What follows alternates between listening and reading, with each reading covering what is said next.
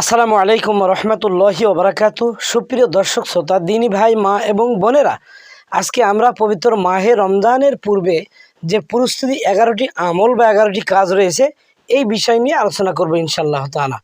তো আমাদের সামনে আর মাত্র কয়েকটা দিন বাকি, তাহলে আমরা রমজান মাস পেতে যাচ্ছি ইনশাআল্লাহ তাআলা। তো এই রমজান মাস যে পাইলো এবং যে রমজান মাসে ইবাদত করলো, সে কতই না তার নিজের জীবনে ভাগ্যবান এবং নিজের জীবনে ভাগ্য লাভ করলো। তো সুপ্রিয় দর্শক শ্রোতা, আমরা অন্যদিকে কথা না বাড়িয়ে আমরা মূল আলোচনা করি। যেই 11টি আমল আমরা রমজান মাস শুরু হওয়ার পূর্বে, এটি অত্যন্ত ইম্পর্টেন্ট প্রত্যেকটা মুমিন মুমিনাত আমি সহ সকলের জন্য। যেই কাজগুলো আমাদের সকলকে করতে হবে, এখন সেই বিষয়গুলো নিয়ে আজকে আমরা আলোচনা করি। 1 নম্বরে, রমজানের আগে তওবা ইস্তেগফার বেশি বেশি করে পাঠ করা। যেমন আস্তাগফিরুল্লাহ রব্বি মিন কুল্লি জামবি ওয়া আতুবু ইলাই লা হাওলা ওয়ালা কুওয়াতা ইল্লা বিল্লাহিল আলিয়্যিল আযীম।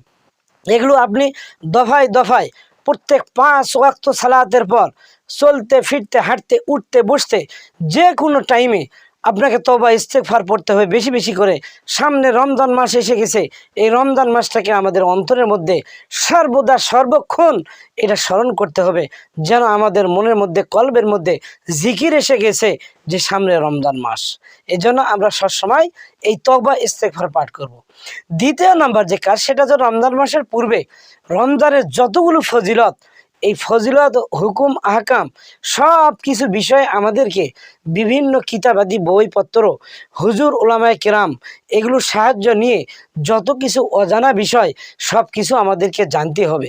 কি কি আছে, রোজা করলে কি হবে, ইফতার দান করলে কি হবে, রমজান মাসের দিন রোজার করিয়ে নামাজ আদায় না করলে কি হবে, নামাজ পড়লে কি হবে, এরপরে অন্য একজন মানুষকে দান করলে কি হবে, কোরআনুল কারীম রমজান মাসে তেলাওয়াত করলে কি হবে, তারাবি পড়লে কি হবে, সেহরি কিভাবে করা যায়, কোন কোন নিয়মে করা যায়, কিভাবে করব, সব কিছু যাবতীয় ফজিলত, যাবতীয় নিয়ম কানুন আপনাকে এই রমজানের আগে এগুলো জানিয়ে নিতে হবে, যাতে করে রমজান মাসে এই আবাদতগুলো আপনি ফজিলতগুলো জেনে উদ্বৃত্ত হয়ে আপনার অন্তরের সাথে হৃদয়ের সাথে করতে পারেন এবং আপনি নিজে জানতে পারেন যে আজ আমি তারাবি পড়তেছি, এই সওয়াব হবে, বা এই না পড়লে এগুলো হবে।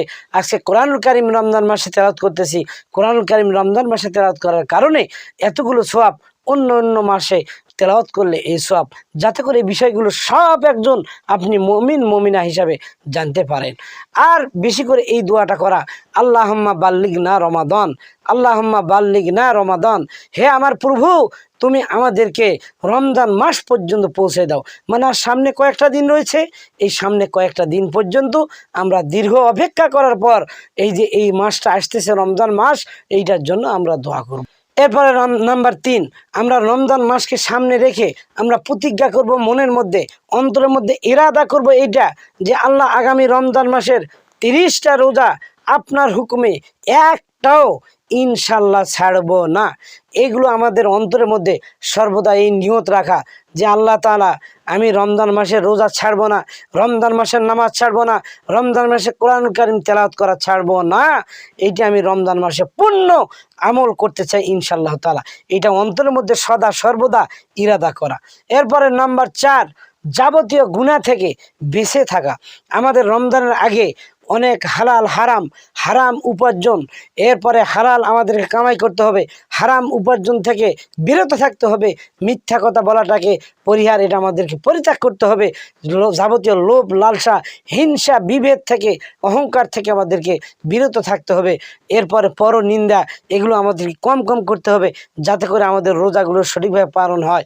এরপরে শিরিক থেকে আমাদেরকে বিরত থাকতে হবে, আমরা যাতে করে শিরিক না করি। এই জন্য যে সামনে রমজান মাস আসতেছে, এই রমজান মাসে যদি আমাদের ইমানের আমলের মধ্যে সামান্যতম শিরিক আসে, সামান্যতম রিয়া অহংকার তাকব্বরি মানুষের প্রতি হিংসা আসে, একটা ইবাদত আল্লাহ তাআলা কবুল করবেন না।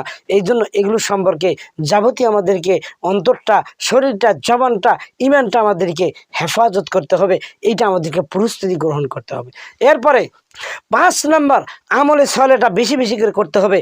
আমলে সলে বলতে সাদকা করা, সত্য কথা বলা, মানুষের সঙ্গে ভালো ব্যবহার করা, হাসি মুখে কথা বলা, মানুষের উপকার করা, কর্জে হাসনা দেওয়া, মানুষের ভালো কাজের জন্য দোয়া করা, মানুষের সাহায্যের জন্য এগিয়ে যাওয়া, এরপরে আল্লাহ তাআলার ইবাদত করা, পিতামাতার খেদমত করা, ছোটকে স্নেহ করা, বড়কে শ্রদ্ধা করা, এই সমস্ত অন্নহীনকে অন্ন দান করা, বস্ত্রহীনকে বস্ত্র দান করা, সত্য কথা বলা, মিথ্যা কথা বলাকে পরিহার করা, এগুলো হচ্ছে আমলে সলে।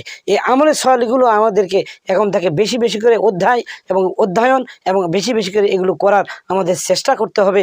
এগুলো যদি আমরা না করতে পারি তাহলে হুট করে রমজান মাসে এসে গেলে আমরা কিছু পারবো না।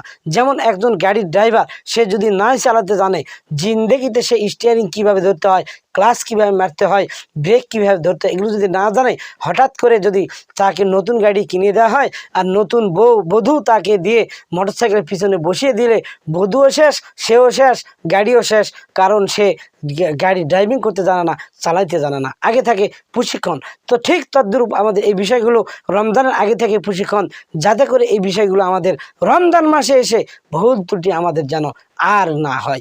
আচ্ছা, এরপরে নাম্বার 7, আমরা রোজার নিয়ম কানুন সম্পূর্ণভাবে জানবো। আমরা রোজা কিভাবে রাখবো, রোজা কিভাবে ভঙ্গ করব, কোন কোন কারণে রোজা ভঙ্গ হয়, কোন কোন কাজ করলে রোজা ভঙ্গ হয় না, এই রোজার যাবতীয় মাসালা মাসাইল এগুলো তালাশ করে বিভিন্ন লাইব্রেরি বই থেকে অথবা বিভিন্ন আজকাল ইন্টারনেটের যুগ, আপনার নেটে সার্চ দিয়ে বিভিন্ন মাসালা মাসাইল অথবা হুজুরদের কাছ থেকে জানিয়ে, ইমামদের কাছ থেকে জানিয়ে, বিভিন্ন ইমামদের হুজুরদের ভিডিও এগুলো দেখে আপনারা বিভিন্ন এগুলো সংগ্রহ করতে পারেন।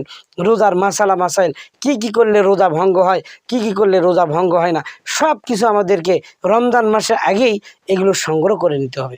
এরপরে নাম্বার 8 নম্বর অত্যন্ত গুরুত্বপূর্ণ, যে আমাদেরকে এইটা খেয়াল রাখতে হবে যে বিগত যে রমজান মাসের রোজা ছিল, সেই রোজাতে আমি কোন কোন এবাদত করতে পারিনি, সেই এবাদতগুলি আজকে ওয়াকিফ হাল হওয়া। তার মানে যেমন বিগত রমজান মাসে হয়তো তাড়াহুড়া করে ঠিক রকম তারাবি আদায় করতে পারিনি, আমি বিগত রমজান মাসে সঠিকভাবে কোরআনুল কারীম খতম করতে পারিনি, বিগত রমজান মাসে সঠিকভাবে জিকির আজকার তসবিহ তাহলিল তেলাওয়াত করতে পারিনি। তো এগুলো কেন আমি পারি নাই, এই কেনটা আপনাকে খুঁজে বের করতে হবে। কি কারণে আমার কোরআন কারীম তেলাওয়াত হলো না, কি কারণে আমি তারাবির নামাজ জামাতে আদায় করতে পারলাম না, কারণটা কি, আমি এই কারণগুলো খুঁজে বের করে আগামীর এই কয়েকদিন আগেই এই রমজানের এগুলো যাবতীয় সমাধান আমাদেরকে নিজেকেই করে নিতে হবে, অন্য কেউ আপনাকে সমাধান করে দিবে না। এরপরে নাম্বার 9, বিগত রমজান মাসে যদি আপনার কোনো ফরজ রোজা কাজা হয়ে থাকে, নারী হোক পুরুষ হোক, তাহলে সেই কাজা রোজাটা আগামী রমজানের আগেই এটাকে আপনাকে পরিশোধ করে নিতে হবে, যাতে করে আপনার এই কাজা রোজা আর না থাকে। নতুন করে আপনি যে রোজা ধরবেন, এই রোজা যেন আল্লাহর ওয়াস্তে এই 2025 সালের রমজান মাসের ফরজ রোজাটা যেন সঠিকভাবে আপনি পালন করতে পারেন। এরপরে নাম্বার 10, চলতি রমজান মাসের মহারা চালু করা। আগামী রমজান মাসের জন্য এই শাবান মাসে আপনি মহারা দিবেন, তার মানে বেশি বেশি করে নফল রোজা করবেন। কিভাবে রমজান মাসে রোজা করবো রে, আহারে এতদিন পর্যন্ত আমি তো রোজা করেছি, আগামী রমজান মাসে পারবো কি না, মাঝে মধ্যে আপনি রোজা রাখবেন, মাঝে মধ্যে একটু বেশি বেশি করে নফল নামাজ আদায় করবেন, মাঝে মধ্যে একটু আপনি দান খয়রাত করবেন, এগুলো করার চেষ্টা করবেন। মহারা যেটাকে বলে, ওই যে আর্মি ট্রেনিংরা শীতের মহারা দেয় না, যাদের বিভিন্ন প্রশিক্ষণ এই মহারা দিয়ে এসে দেয়, ঠিক তদ্রূপ রমজান মাসের বিভিন্ন আমল সম্পর্কে আমাদেরকে মহারা দিতে হবে এই চলতি এই শাবান মাসে। এরপরে রমজান 11 নম্বর যেটা, সেটা হচ্ছে রমজান মাসের রুটিন আমাদের করিয়ে নিতে হবে। আমরা যে একটি মাস রমজান মাসে রোজা করব, এর সুন্দরভাবে আর রুটিন করা, কোন টাইমে সেহরি খাবেন, সেহরির পরে আপনি কি করবেন, কোরআন কারীম তেলাওয়াত করবেন, নাকি ঘুমাইবেন, নাকি নফল ইবাদত করবেন, নাকি সকালবেলা আপনি কাজে ধরবেন, নাকি সকালবেলা আপনি অন্য ইবাদত করবেন, দ্বিপ্রহরে কি করবেন, এরপরে আধাবেলাতে কি করবেন, দুপুরের সময় কি করবেন, দুপুরের পর কি করবেন, আসরের পর কি করবেন, মাগরিবের পর কি করবেন, মানে ইফতার পর কি করবেন, আবার তারাবি পড়বেন, তারাবির পরে কি করবেন, কোন টাইমে কতটুকু টাইমের নিয়মে ঘুমাবেন, সব কিছু রুটিন সুন্দরভাবে আপনি একটা চার্ট করিয়ে নিজের ঘরের মধ্যে রাখবেন, ওই অনুযায়ী ইনশাল্লাহ চলার চেষ্টা করুন। কারণ এক আধ দিন হয়তো কোনো প্রকার আপনার বিভিন্ন কার্যক্রম থাকতে পারে, জরুরি থাকতে পারে, সেইটা হিসাব বাদ দিলাম, কিন্তু এই রুটিন অনুযায়ী আপনাকে রমজান মাস চলতে হবে। আর রমজান মাসের জন্য যে 29শে শাবান আমরা যে রমজানের চাঁদ দেখব, এই চাঁদটা কখন উঠতেছে সুন্দরভাবে এই চাঁদের আমরা খোঁজখবর নিব। চাঁদ যাতে করে আমার চোখের সামনে আসে, চাঁদকে দেখে যেন আমরা দোয়া করতে পারি, চাঁদকে দেখে যেন আমরা রমজানের চাঁদকে স্বাগত জানাতে পারি, এই আশা ব্যক্ত করে আল্লাহ পাকের নিকট আমরা সকলে দীর্ঘ এই রমজান মাস পর্যন্ত আমরা হায়াত কামনা করে এখানে শেষ করলাম। আসসালামু আলাইকুম ওয়া রাহমাতুল্লাহি ওয়া বারাকাতুহু।